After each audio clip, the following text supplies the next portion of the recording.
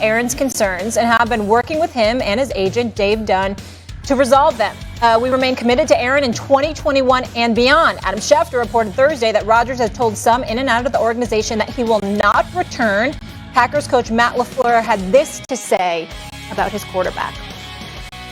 This guy is our quarterback, man, and he's our leader of our team, and I want nothing more than to see him back in a Packer uniform. And, you know, we've been able to accomplish a lot of great feats over the last 2 years, 2 straight NFC championship games. I know the seasons haven't ended the way we've wanted them to. In my eyes, he's the greatest to ever do it. I don't care about Super Bowls or whatnot, but we want him back here. Meanwhile, Peter King asked Packers GM Brian Gutekunst if the relationship is irretrievably broken. Gutekunst told him, quote, "No, I don't think so at all. That's my opinion, and that's the organization's opinion. We want Aaron to be our quarterback. We're pretty resolute with that." Max, Is this business or is this more personal for Aaron Rodgers? I believe it's business. Okay. And let me say, this is not coming from anyone I've spoken to, okay? If I would tell you the things I've been hearing, I would say personal. This is from me living on planet Earth for 47 years. After you've spent years, anyone with a job in a company anywhere would know, after you spent years in a company, business becomes personal. How do you separate your feelings out? Because they're putting a number on how they value you. How did they value Aaron Rodgers? They're putting a number on it. Now, let me say something.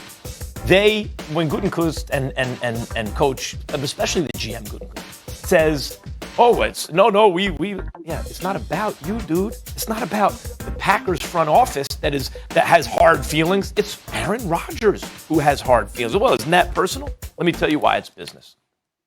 Stephen A., Aaron Rodgers can't help but to notice that the highest guaranteed dollars, what are we counting? We're counting guaranteed dollars in the NFL, is going to Patrick Mahomes, Deshaun Watson. Remember, it used to be like around 100, maybe a little bit more. Now you're talking about 150 million and better. But the way the NFL works is your guaranteed money is in your bonus. And the size of that bonus has not only to do with how good they think you are, but how long they think you can be good. Because the reason they're able to give you that money and stand under the cap, they prorate it over the number of years. If they think you can play great for 7 more years, the bonus is bigger. That's why running backs get killed at the end of their rookie deal. We only think you're going to be good for 2 or 3 years. We're not guaranteeing you more than 20 or 30 million, right? So Aaron Rodgers, they drafted up to take a quarterback when he was 37. Prove it to us that you're still great. He maybe had the best year of his career, MVP of the league. I'm still great. Pay me. Well, we're going to try and work out a contract extension. You better base that guarantee on the marketplace, because if it's under 150 million, well, it's because he's 38. He's not trying to hear that. And they're making a business decision. They're saying, yeah, but he's 38. Tom Brady's the only guy ever who did it at that age. So that's why, Stephen A., I'm saying business can feel personal, especially to the employee who's not being valued the way they think they should be. But guarantee him $150 million. Let's see what happens. Just as a correction, he turns 38 December 2nd, just so you know. Gotcha. I got it. Age 38 season. You don't have your computer in front of you. I do. So I'm just letting you know that. That's number one. Number two, it's personal. And it's because I have spoken to folks, and I have heard about this. And I've been hearing about this for years. And some way along the line, when I say something enough times, you understand? Read between the lines. Read between the damn lines. I have spoken of it. It's personal. It's not to say that those things that you pointed out are inaccurate, because they are not. I understand it from a business perspective. But I keep emphasizing this. And I want to make sure everybody understands that what we're talking about, Molly, what we're talking about, Max, it's not just football. It's not just the business environment and what have you. You can take this to corporate America as well. It doesn't matter who you are. When you are a star and you deliver the goods, you expect to be treated that way.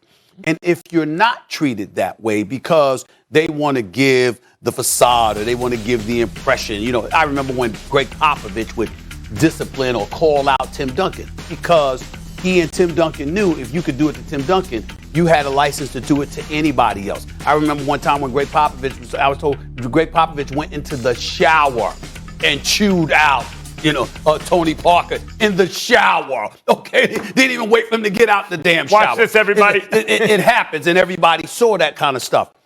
Aaron Rodgers is not a person that deserves to be treated like he's just anybody else. And the Green Bay Packers have gone about the business of doing exactly that. They have dismissed him. They have minimized him. They didn't take his opinion seriously enough. They have had the attitude, shut up and play. That's the attitude that they have conveyed towards him for years. And so you get a new coach that comes in. Now let's take into account Matt LaFleur, who, by the way, I don't dislike. I don't know him. And obviously his record speaks for itself. He's 26-6 in 2 years as the head coach, back-to-back 13-3 seasons, 2 trips to the NFC Championship game. But to be in the championship game, to take the ball out of Aaron Rodgers' hands, with Tom Brady waiting over on another sideline, only needing 2 first downs to secure a conference championship, that's egregious in and of itself.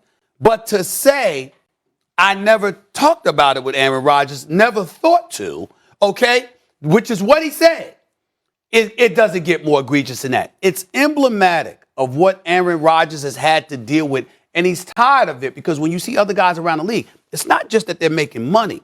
It's how they're treated, how they're respected, how they're revered. And he doesn't get that in Green Bay by the organization. And at the end, you just reach a point where you say, you know what? I got options. I don't need to sit here and deal with this anymore. I could be happier elsewhere. And that's where he's at. I hear you. And I hear the same thing, though not straight from the horse's mouth, but I hear the same thing when I talk to people. What I'm saying is, I'm not denying that he feels that way and that those things have gone on, and the record speaks for itself. Yeah. And also that the Packers need to reevaluate the way they make business decisions because the importance of the quarterback has been elevated to the point where it ain't like the old days. Certain dudes like Brady and like Mahomes and like Rodgers, you can't just treat like they're regular players because they're not. They're different. They're like NBA superstars. What I'm saying is this.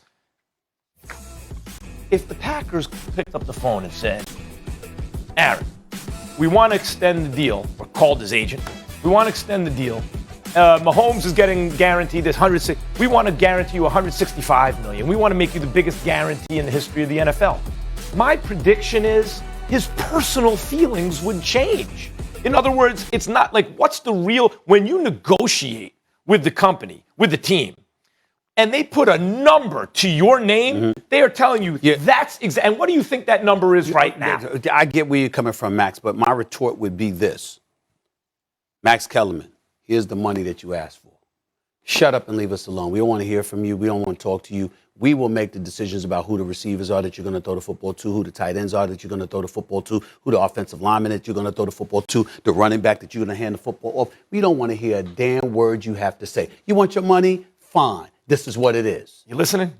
What I'm saying to you is for me, Max, I would take less to go someplace else where I'm more valued. I'm not saying I would go broke. I'm not saying that I would want to be, significantly less. Respect. But respect matters. And when somebody treats you like I've paid you, now shut up and go do your job, and that's it. When you're trying to win. Now, if you're a player that don't care about winning and all you want is the bag, then that's different. But if you care about winning, and but they are winning, and people not in his eyes. Remember the one Super Bowl ring. That's some that's on him. Of course, some of it is on him. But when you look at an MVP, one of the greatest quarterbacks ever, you can't put it on him like that. Sure. At the end of this, the organization. And if the organization that you work with, the people who employ you, have the attitude, we're paying you, shut up and go do your job and leave us alone. You do not want to work for those people. You do not want to work for them. The reality is it's not an either or. It's not like, hey, if they give them all this money, then they need to tell them to shut up. We agree that they need to soften their approach with him a bit. I'm saying it's too late. What I'm saying is everyone's assuming it's too late. And when I hear, we want to have a contract extension, he's turning 38 in December. How many years do you think they would base the guarantee on? 2. Aaron Rodgers is sitting there going, hold up. In his head somewhere, Tom Brady's 43, just won the Super Bowl. You want I won MVP. I was the best player in the league. That's what you say. You want to base this on 2 years? That's I what don't you think said. it's ever too late, but this is what's most shocking to me. Why have they let it get this messy publicly? But If you're the Packers and it's dragging on and on and Molly, on, that's it's a where I'm terrible going. look for That's the organization. where I'm going. That's why I'm saying it's not just money anymore, because there is a track record, a history where you have treated him this way Yeah. before Matt LaFleur ever arrived. And when you've done that, enough's enough.